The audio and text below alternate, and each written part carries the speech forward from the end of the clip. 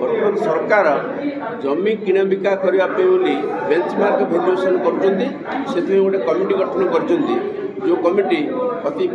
पुरातन कमिटी से 2 जन बेसरकारी सदस्य संपूर्ण अक्षम हो गलानी शय्याशायी हो गलानी तथापि से रही एवं जो सरकारी अधिकारी मैंने अच्छा नाम टिके भी आंतरिकता ना लोक मान प्रति लोक वत्सलता ही से पाखे ना जहाँफल से बेंचमार्क भैल्युएसन फिक्सेसन ना पारलाखेमुंडीर बेंचमार्क भैल्युएसन ओडिशा रे सर्वाधिक हो जाइए। कटक भुवनेश्वर राउरकेला संबलपुर ब्रह्मपुर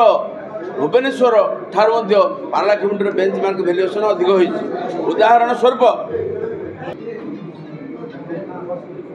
राउरकेला भुवनेश्वर 17 कोटी टंका एकर पिछा धार्य होती सत्यनगर भाया व्यस्तबहुल जगार इम्पोर्टेंट जगार किंतु पारलाखेमुंडी बेले स्ट्रीट जो वार्ड नंबर 8 सिटी 60 कोटी 90 लाख टंका धार्य होती। ये आप बुझु जे भुवनेश्वर कटकर निमिचौड़ी हाईकोर्ट एरिया 10 लाख टंका होता बेले 10 कोटी होता बेले पारलाखेमुंडी 61 कोटी। तेणु पारलाखेमुंडी हूँ जेहेतु ओडिशा रे सबुठु अनुन्नत सहर आप देखिए आसतु सारा ओडिशा बुली आसतु पारलाखेमुंडी हूँ सबुठु अविकसित सहर 30 नंबर जिले में ही या नौ सब आलोचना कला बेले किंतु बेंचमार्क भैल्युएसन प्रथम कहीं नीरव पैसा दे जहाँ कहले प्रतिवाद आमर ना आमे प्रशासन को मानु सरकार को मानु आमे समस्त आमे मानु तेणु आम उपर लदी दि जाइए आउ मानवार बंध भांगीगला आम एथर दुर्बार आंदोलन करूँ सरकार संभाली पारे प्रशासन तो उठिक पड़े छाड़ी बेंचमार्क भैल्युएसन कमिटी रिअर्गनाइजेशन पुनर्गठित कराऊ एवं पुणी धार्य कराओ बेंचमार्क